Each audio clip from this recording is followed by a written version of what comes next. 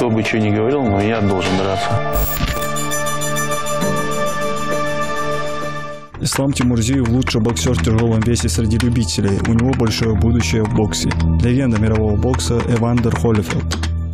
Заслуженный мастер спорта России, участник Олимпиады в Пекине, призер чемпионата мира, Европы и России в супертяжелом весе. Без преувеличения, легенду российского бокса Ислама Тимурзиева знали и уважали не только в республике, но и далеко за ее пределами. О нем говорили, его мастерством и умением наносить точные удары восхищались самые именитые боксеры. Профессионалы признавали несомненный талант Тимурзиева. Их-то и больше, наверное, не будет сейчас в данный момент. Почему? Потому что, я скажу так не своими словами, но скажу так, что такие люди, как он, рождаются один раз в 100 лет. Но это был поистине мужчина, человек, который обладал чувством юмора, был настолько серьезно относился к этому виду спорта. И до конца дней своих, вот сколько я его знал, столько он был предан боксу.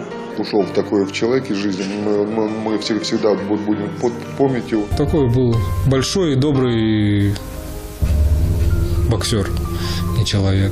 Вот. Несмотря на то, что он выступал в самой престижной, тяжелой, супертяжелой весовой категории. Вот. И его... он в ринге, да, Ислам, и в жизни это абсолютно два разных человека. Абсолютно два разных. И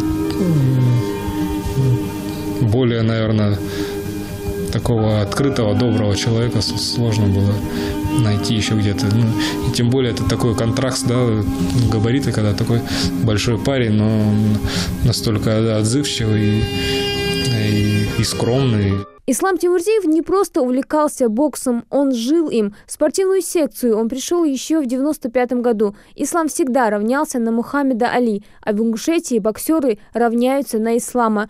Много было побед, и в каких странах он только не был. Та самая чикагская бронзовая медаль с чемпионата мира стала для Ислама путевкой на Олимпиаду в 2008. Бокс – это то, что у меня на сегодняшний день лучше всех получается. В Пекине Ислам выиграл первый раунд против британского боксера Дэвида Прайса, но во второй трехминутке все пошло не так. Не исключено, что уже на тот момент начал сказываться серьезный недуг. Многие, смотревшие эту схватку, считают, что решение судьи о досрочном прекращении боя было, откровенно говоря, преждевременным. Ислам Тимурзиев не привык проигрывать, но на этих фотографиях не только его спортивные достижения, практически весь его жизненный путь. Самое первое фото Ислама, где ему всего 3 месяца.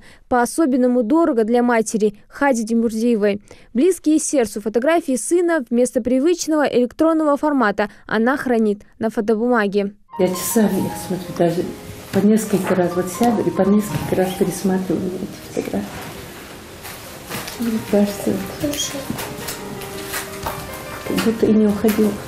В последние годы из-за тяжелого недуга именитый боксер находился дома и проходил сложный курс лечения, но не терял чувства юмора и всегда был открыт в общении. В этот день очень много боксеров позвонили со всей сборной России. И с настоящей, и с прошлой сборной России. Все звонили сегодня.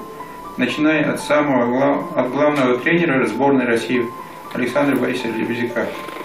Сегодня, так что от бокса я никуда не уходил. Бокс всегда будет со мной. А как здоровье мне позволит полноценно тренироваться и выступать, то, я думаю, еще проведу достойные поединки. Опухоль мозга у Ислама диагностировали в 2011-м. Перенеся тяжелую операцию, Ислам подарил надежду своим родным и всей Ингушетии на выздоровление. Однако вскоре состояние боксера резко ухудшилось. Тогда привлекли лучших врачей для оказания помощи спортсмену. Но все оказалось тщетно. Ислама не стало 31 августа 2015 года.